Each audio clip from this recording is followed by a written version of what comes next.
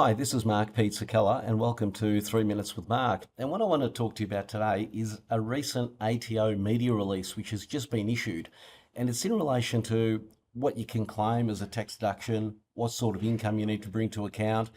And it's been issued because there's been a real rise in tax related content, tax tips being shared online. And so the ATO is really urging people to be cautious about what they're relying on and to think twice before they rely on tips being shared online.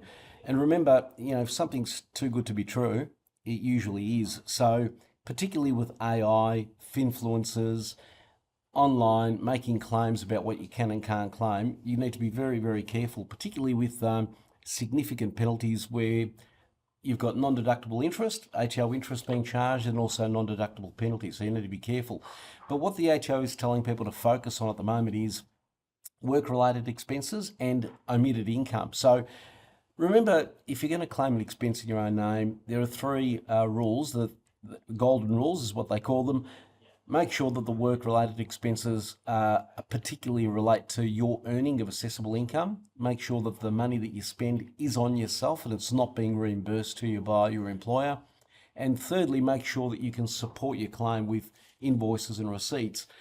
And I can tell you from experience, one of the issues that people are getting wrong quite often is work-related expenses from home.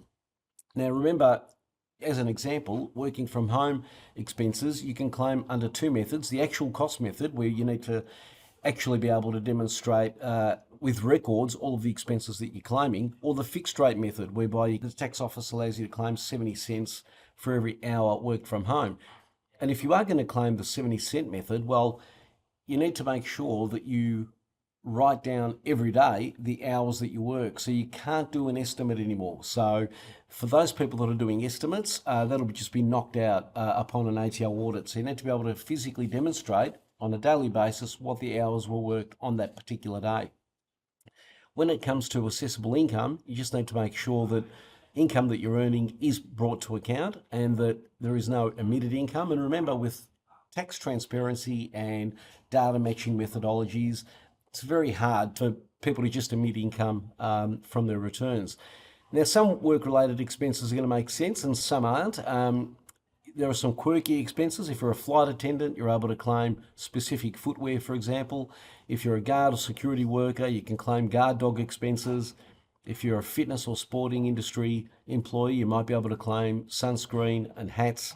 And of course, if you're in the hairdressing industry, you may be able to claim professional grade utensils and tools in order to do your job properly. So look, they're just some of the things you need to be aware of. Be very careful. Back in the old days with barbecue talk, you'd go to a barbecue and people would tell you what you can and can't claim. These days, people are using AI and basically it's a replacement for barbecue talk. So be very careful about what you do with your tax return. Any queries, as always, please give me a call.